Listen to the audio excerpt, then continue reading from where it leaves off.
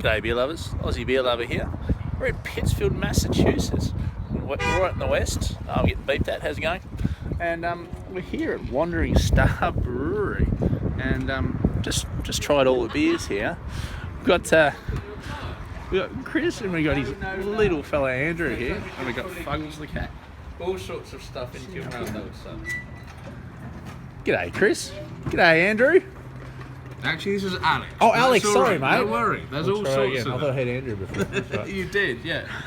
Well, how's it going, mate? We've just tried. Oh, cheers, by the way. Now, this is as I said, this is Chris who's running front and back of house. He's running everything here at the brewery. Yeah, everything but pest control. Absolutely. We got Fuggles here. Just introduced everybody to Fuggles. He's sitting up here running everything. We've just tried a fair few of your beers here, mates. Not a bad little spot to be. Thank you. Yeah. To be trying these, and everything I've had here is absolutely lovely. You've done very, very well. Just wanted you to tell me that story again about how you came about getting into brewing, because that was a very interesting story. It was more of an accident even than I think most people have. Most of us who came into brewing from home brewing.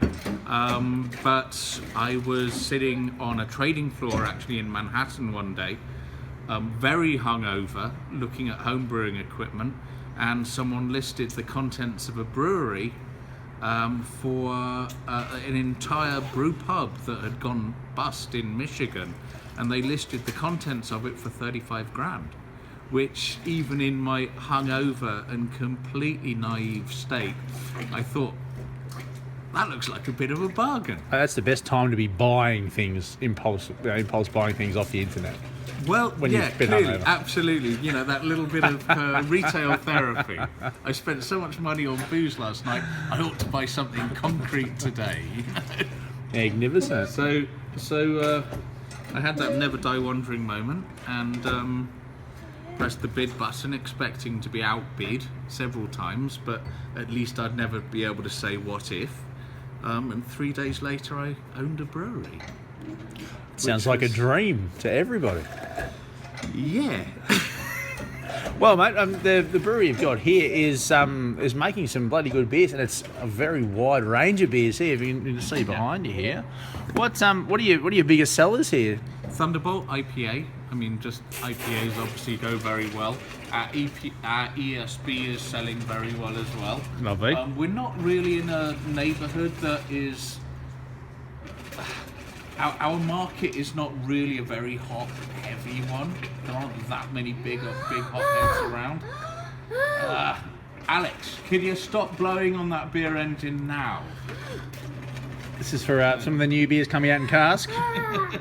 Alex is testing it out for Chris here. A little bit of house character being added. Alex, stop it now. Wait. So the ESB does very well. And then our seasonal spring loaded. Another thing we've got, and it's funny, we don't even have one right now. There's we've done very well with reds. There aren't that many good red ales out there, and one of the things that I love experimenting with is the colour of beer. Oh yeah. So I've always really enjoyed making reds, but rather than it just be a classic brew pub red, just really playing with the colour and trying to get something different going on with the beer. I love it. It's always fun to see a nice big deep red in your glass. The redder you can get it. It's great. Yeah. Magnificent. Well, I think we can go have a bit of a look around your brewery here, your Impulse Buy, which is making some amazing beers. So it's a 15-barrel DME system. Beautiful. From Prince Edward Island in Canada. The back end of Beyond. It was nice and shiny when I bought it actually on the internet, and then looks shiny on here, mate. Don't worry about that. The journey east on the Ohio Turnpike did for the shine. It's like there's a good indication of how much pollution there is out there. Oh, lovely. But it's a nice system. It's about 20 years old. When I bought it, it had done 17 brews on it. 17? It was basically, essentially brand new. This company that was operating it lost their license, had gone bust, fallen foul of some local politics, and I was able to pick it up for an absolute song. Lovely. And for a long time, I didn't know what the heck to do with it. Certainly didn't know how to use it, but didn't know where I was going to put it. And that partially is where our name came from. The wandering part of Wandering Star is like, I was wandering around looking for a place to put a brewery. And you ended up in Pittsfield, Massachusetts. Ended up in Pittsfield, about 20 miles northeast of where I live, Yeah. Where I've lived for the last 15 years. And just a nice utilitarian little steel building that had the height to be able to elevate grain. Doesn't it? In a common tank system like this, Yeah. where you've got your mash tun above your hot liquor tank, it's difficult to find a building high enough, you know. That's it. Well, do you want to run us through how you'd run us through a brew?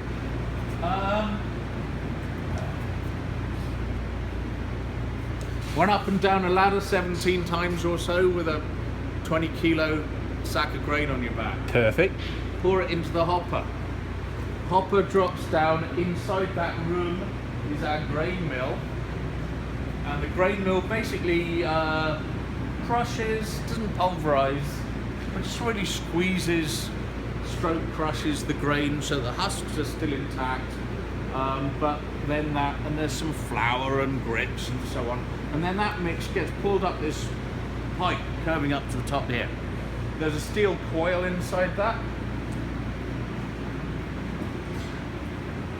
It's just a grain auger, I mean. Yeah. There goes the mill. There goes the auger. Just goes up there, drops it into the top of the mash tun.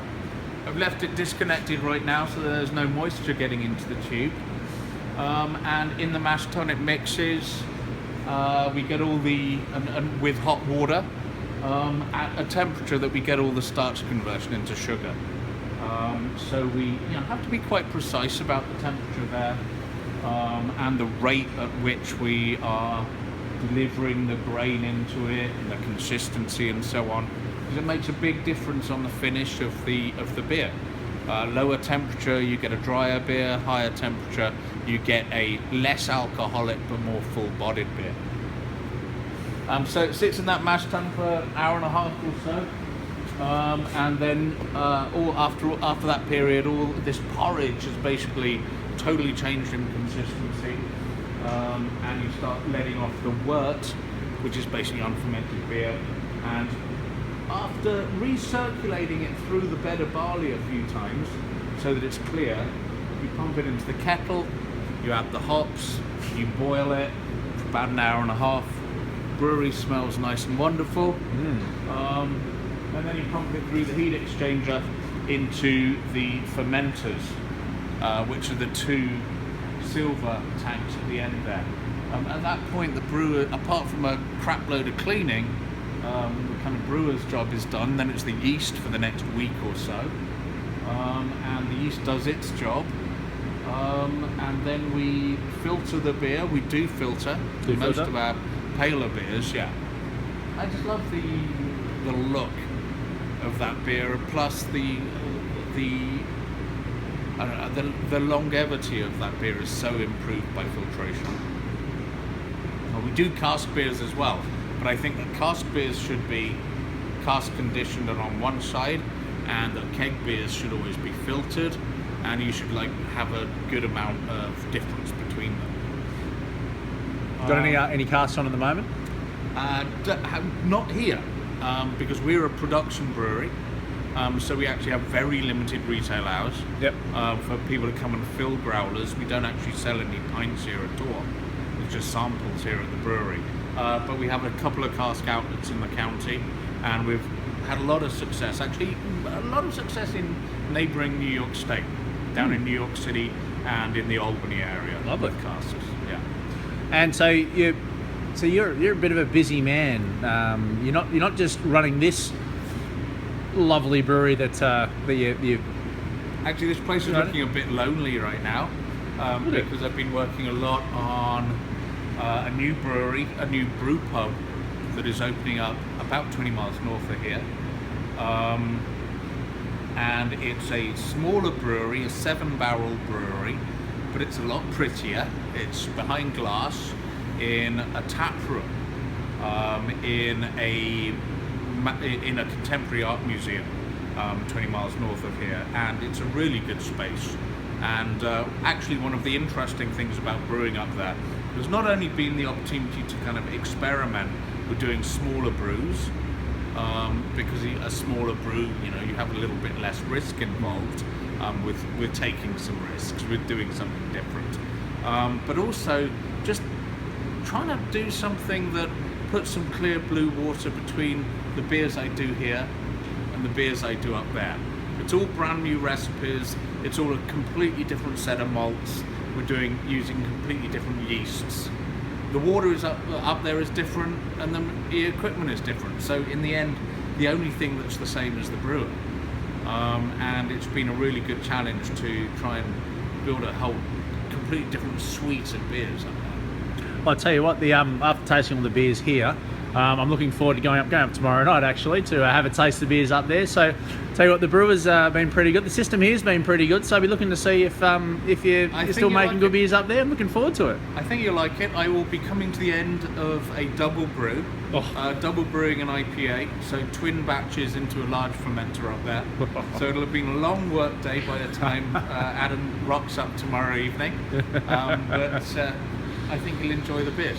Wow. So we might not have a big chat up there. We might just say hello to Chris when we get up there. How about that?